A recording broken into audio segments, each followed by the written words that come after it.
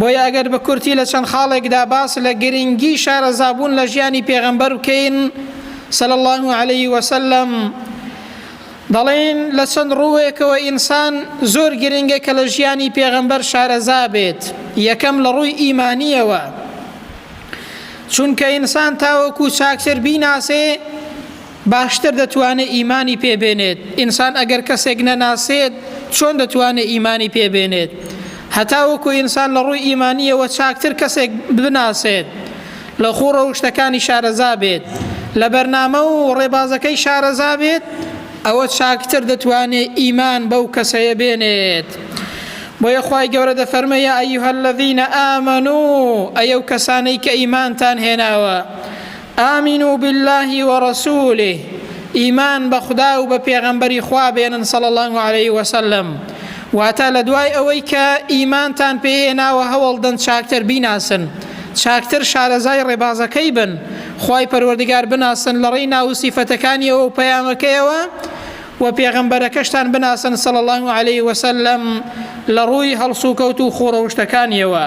والکتاب الذي نزل على رسوله، و هەوڵدەن لەو کتابەش کە خوای گەورە ناردوویەتە سەر پێغەمبەرەکەی صلی الله عليه وسلم چاکتر لێی شارەزا بن و هەروەها بیناسن. محەممەد عەریفی بۆمان دەگێڕێتەوە، دەفەرمێ ڕۆژێکیان چوومە سەر پۆلێک لە زانکۆی، پرسیاری ئەوم لە قوتابیەکان کرد، گوتم خێزانەکانی پێغەمبەر ناویان چییە صلی الله عليه وسلم؟ گوتی لەو پۆلەیەدا هیچیان بە تەواوەتی نەیانزانی خێزانەکانی پێغەمبەر ناویان چییە.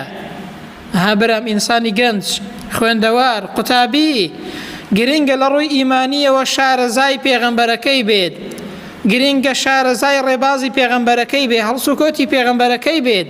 ئەی برام ئینسان چۆن ئیمانی پێدێنێکە و پێغەمبەرەیە نەناسێت صلی الله عليه وسلم؟ بەڵام دەڵێ کاتێک کە پرسیاری یاریزانەکانم لێکردن هەموویان دەستیان بەرز کردەوە، بەڵکو بە زیادەوەش گوتیانن، بەڵام ناوی پێغەمبەرەکەی و ڕەچەڵەکی پێغەمبەرەکەی و خێزانەکانی پێغەمبەرەکەی و بەڵکو بە ئەولاتر پەیامی پێغەمبەرەکەی ناناسێت. بەڕاستی ئەوە عیبەیە بۆ ئینسانی ئیماندار کە لەو پێغەمبەرەیە صلی الله عليه وسلم شارەزانە بێ و تەواوەتی نەیناسێت. بۆیە خوای گەورە پێمان دەفەرمێت ئیمان بەخوا و بەو پێغەمبەرەیە بێنن، و هەروەها شارەزا بن لە ڕێبازەکەی، و هەروەها بیناسن بۆ ئەوەی کە چاکتر ئیمانی پێبێنن و چاکتر بتوانن لە خزمەتی ڕێباز و ئەو ڕۆشتەی پێغەمبەردا بن صلی الله عليه وسلم کە ئەو پێغەمبەرە لەگەڵ خۆیدا هێناویەتی و مرۆڤایەتی پێزگار کردووە. دووهەم لە گرنگی شارەزابوون لە ژیانی پێغەمبەر صلی الله عليه وسلم لە ڕووی تێگەیشتنەوە لە قورئان. بۆچی؟ چونکە پێغەمبەر بە کردار قورئانی جێبەجێ کردووە. زۆر گرنگە کەسێک ئەو دەقانەی کە خوای گەورە فەرموونی لە قورئاندا بەکردەوە لەسەر ئەرزی واقع بۆ تەرجەمە کات. ئەو پێغەمبەرە بەکردەوە ئاەتەکانی قورئانی لەسەر زەویدا تەرجەمە کردو و جێبەجێ کردوونە. بۆیە خوای گەورە دەفەرمێ وأنزلنا إليك الذكر لتبين للناس، ئێمە ئەو ذیکر و یادخەرەوەمان ئەو قورئانەمان بۆ سەر تۆ دابەزاندووە ئەی پێغەمبەر صلی الله عليه وسلم. بۆچی؟ لتبين للناس، بۆ ئەوەی کە ڕوونی بکەیەوە بۆ خەڵک. ئەنجا پێغەمبەر صلی الله عليه وسلم زۆر گرنگە کە ئێمە بزانین نەهاتووە بنووسین قورئان تەفسیر کات و تەرجەمەی کا و بینووسێتەوە، بەڵکو بەکردەوە تەرجەمەی کردووە.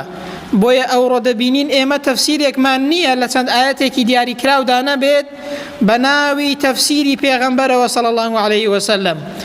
بۆچی؟ چونکە ئەو پێغەمبەرە بەکردەوە لەسەر ئەرزی واقعدا لەگەڵ هاوڵان قورئانی بەکردەوە تەرجەمە کردووە. ئێمەش ئەوڕۆ پێویستمان بەوە هەیە، پێویستمان بە قەدوەیەک هەیە کە ئەو قورئانەمان بەکردەوە بۆ تەرجەمە کات، و پێویستمان بەوە هەیە بۆ خۆمان ئەو قورئانە بەکردەوە لەسەر ئەرزی واقعدا جێبەجێ بکەین. زۆر کەس دەیەوێت دینێکی هەبێت، یان زۆر کەس دەیەوێت دین بەو شێوازەیە بێت هەر لە چوارچێوەی نەزەریاتدا بێت، هەر لە چوارچێوەی قسەدا بێت، هەر لە چوارچێوەی شیعاردا بێت. وەکو مەسیحیەکان هەفتە یەک ڕۆژ دەچنە کەنیسە، دواتر بۆ خۆیان چی دەکەن؟ چۆن ژیان بەسەر دەبن کەس لەیان ناپرسێتەوە و دینەکەیان ئەمر و نەهی تێدا نییە، گۆڕیمیانەوە هیچیان تێدا نەهێشتووە.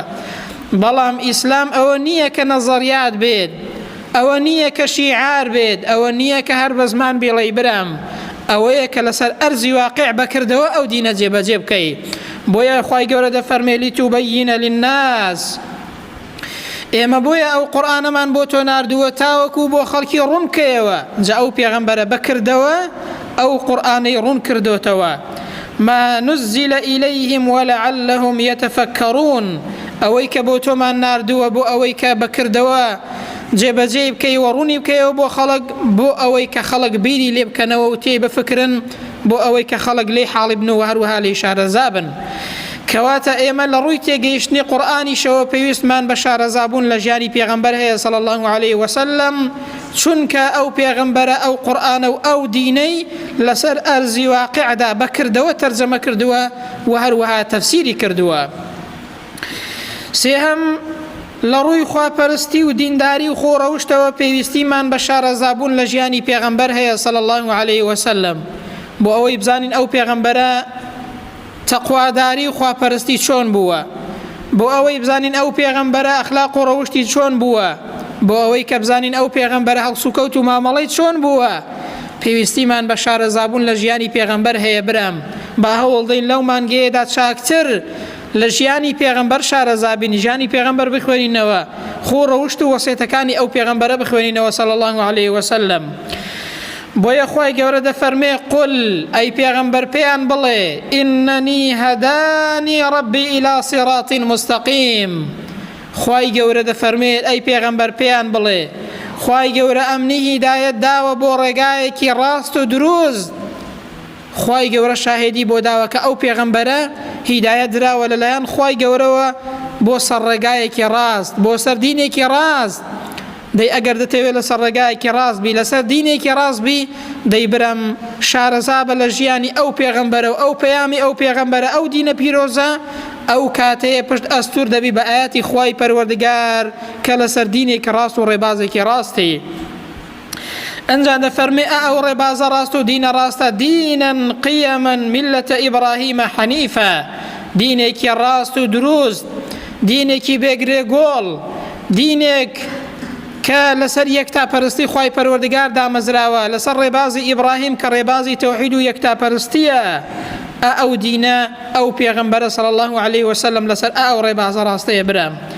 بۆیە لە ڕووی خواپەرستی، لە ڕووی هەڵسوکەوت و مامەڵە، لە ڕووی خوڕەوشتەوە پێویستمان بەوە هەیە کە لە ژیانی پێغەمبەر شارەزابین، بۆ ئەوەی ئەو پێغەمبەرە چۆن بووە ئێمەش هەوڵدەین بە هەمان شێواز بین، بۆ ئەوەی ئومەتی ئەو پێغەمبەرە بین و بۆ ئەوەی شوێنکەوتەی ئەو پێغەمبەرە بین بەڕاستەقینەیی.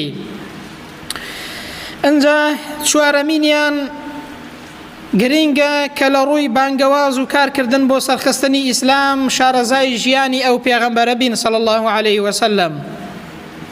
کاری هەموو پێغەمبەران ئەوە بووە کە دینیان بە خەڵک گەیاندووە، ئەمەریان بە چاکە کردووە و ڕێگریان لە خراپە کردووە، کاریان بۆ سەرخستنی ئەو دینە پیرۆزە کردووە، دەعوە و بانگەوازیان کردووە.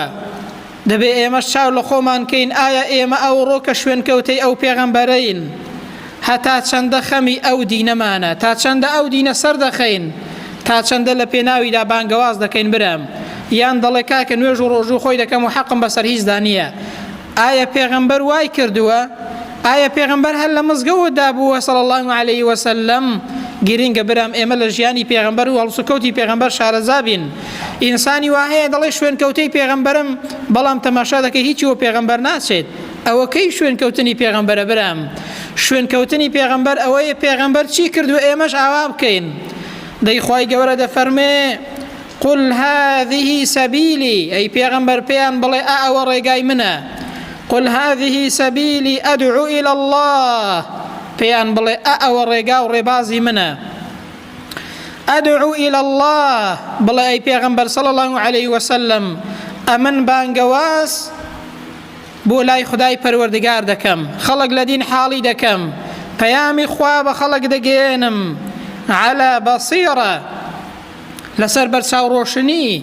ئەنجا ئەنە ومەن اتبعنی، خۆم پێغەمبەر دەفەرمێ صلی الله عليه وسلم بڵێ خوای گەورە پێی دەفەرمێت من و هەروەها شوێن کەوتوانم ئەوە ئیشیانە کە لەسەر بەرچاوڕوونی ئەو دینە بە خەڵک بگێنن، ئەو دینە سەرخەن، هەوڵدن کە بانگەواز لە پێناوی ئەو دینەدا بکەن.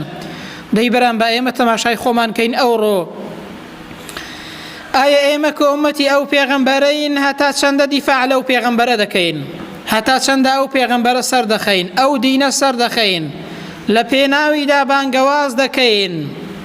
مقدادی کوڕی عەمەر یەکێک لە هاوڵانی پێغەمبەری خوای صلی الله علیه وسلم ڕۆژێکیان بە فەرماندەی مسلمانان دەڵێت پشت بەخوا کاتێک دەمرم کە ئیسلام لە ئەو پەڕی سەربەرزی و دەسەڵات دابێت، لە ئەو پەڕی باڵا دەستی دابێت، خۆزگەی بەوەی دەخواست کە ڕۆژێک ببنێت کە ئیسلام لە ئەو پەڕی باڵا دەستی دابێت. برام ئینسانی مسلمان نابێ هەر بینەر بێت، نابێ هەر تەماشاکەر بێ، بەس تەماشاکە لە دوورەوە.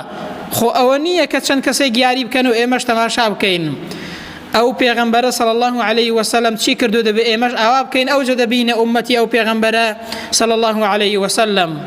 بۆیە خوای گەورە بەو پێغەمبەرە دەفەرمێنم بانگەواز بۆ ڕێبازی خدای پەروەردگار دەکەین، بۆ ئەو دینە پیرۆزەی کە خوای گەورە ناردوویەتی.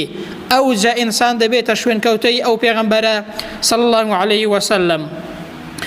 دەی بەرام با هەر یەکێک لە ئێمە تەماشای خۆمان کەین، پێویستمان بە شارەزابوون لە ژیانی پێغەمبەر هەیە، و دووهەمیان پێویستمان بە شوێن کەوتن و جێبەجێکردنی ڕێباز و خوڕەوشت و ئەخلاقی پێغەمبەر هەیە صلی الله علیه وسلم. ئەوجە دەبینە ئومەتی ئەو پێغەمبەرە، ئەو پێغەمبەرە چی کردو ئێمەش وا بکەین.